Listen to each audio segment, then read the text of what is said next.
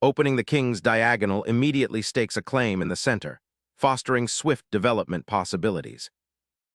Opens symmetrical central tension, immediately challenging the king's pawn's territorial claim. Knight emerges, challenging the pawn and preparing for central development. Developing the knight to its natural square defends the e5 pawn and prepares for kingside castling, a solid, classical response. Fortifying the central pawn opens lines for development and eyes the e5 square. Developing another piece rapidly, black pressures the center and prepares for kingside castling, a classic response. Bishop's gambit, aiming to exploit the pinned knight and disrupt black's pawn structure. Boldly challenging the knight's position, this gambit aims to disrupt white's harmonious development and open lines for counterplay. Retreating the bishop maintains pressure on the d4 knight, steering clear of immediate complications while preserving white's flexible pawn structure. Shifting the bishop to c5 eyes the kingside while developing, setting up potential battery threats later. Opportunistically capturing the pawn offers immediate material gain, but could expose white's king prematurely. Boldly recapturing the pawn, black's queen now assumes a more central role, threatening to disrupt white's developed pieces and prepare for active counterplay. Recapturing the pawn, white aims to untangle their knights and improve piece coordination, though it concedes central space. Black pounces on the momentarily unprotected knight, disrupting white's harmony and creating immediate threats. Castling secures the king, creating a safe haven while preparing to connect the rooks for future action. Sacrificing material for piece activity, aiming to disrupt white's pawn structure and open lines towards the king. Unlocking the d-file, white seizes initiative, though a pawn deficit looms, demanding precise development.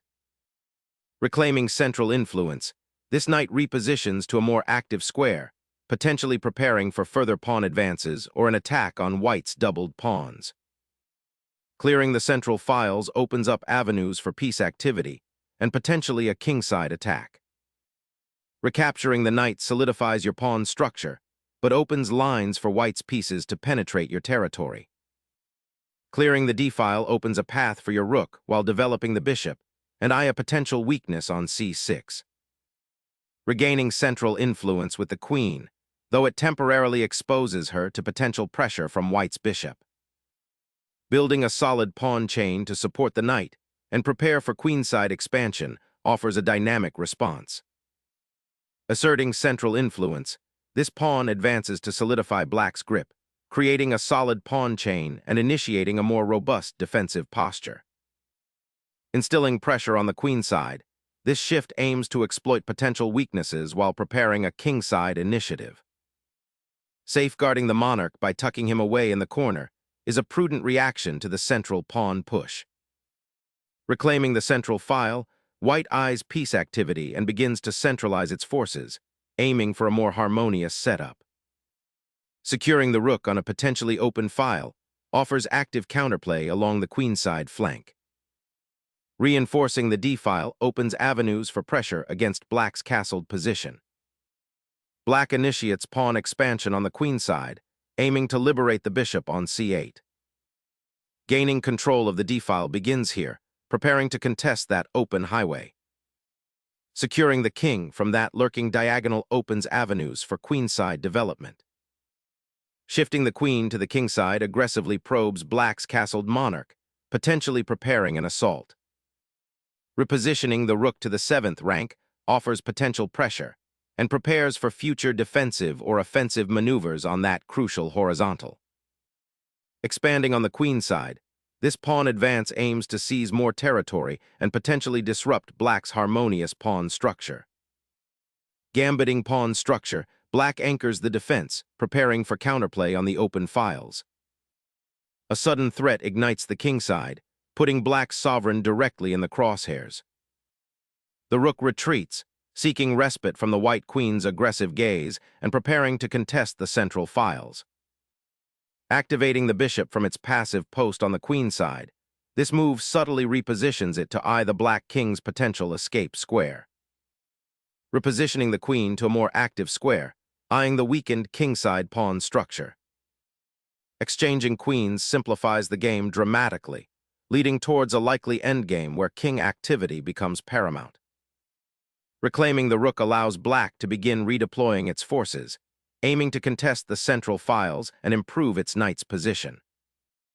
Pioneering a pawn thrust to reclaim central space, aiming to activate the queen's bishop and improve piece coordination. Black shores up the queenside, preparing to contest the open files and prevent white's pawns from advancing further.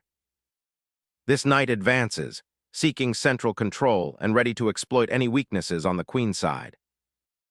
Prioritizing king's safety with this repositioning seems prudent given white's advancing pawns and queen pressure. Shifting the bishop to g3 aims to liberate the f-file and eyes potential attacks on black's uncastled king.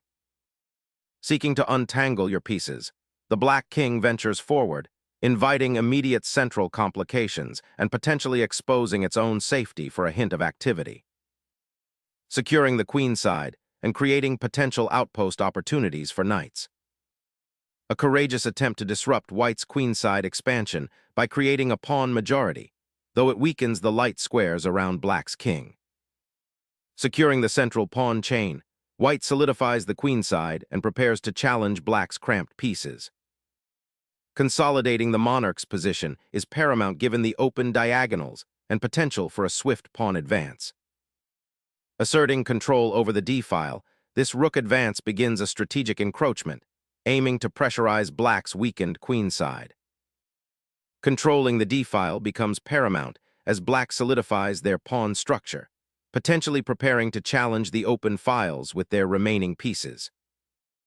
Bolstering the bishop's influence on the central diagonal after assessing the pawn structure's stalemate potential. Relocating the king to the corner initiates a passive defensive posture, potentially limiting future king activity. Concentrate defensive forces to solidify the king's precarious position. Seeking respite, the king retreats, hoping to consolidate behind the pawns. Initiating central space assertion, this bishop repositions to eye potential breaks and support pawn advances, preparing for a more dynamic phase. A daring attempt to seize initiative and disrupt white's queenside control by opening up lines for counterplay. Liberating the f-file is key to exploiting the open lines and targeting black's exposed monarch.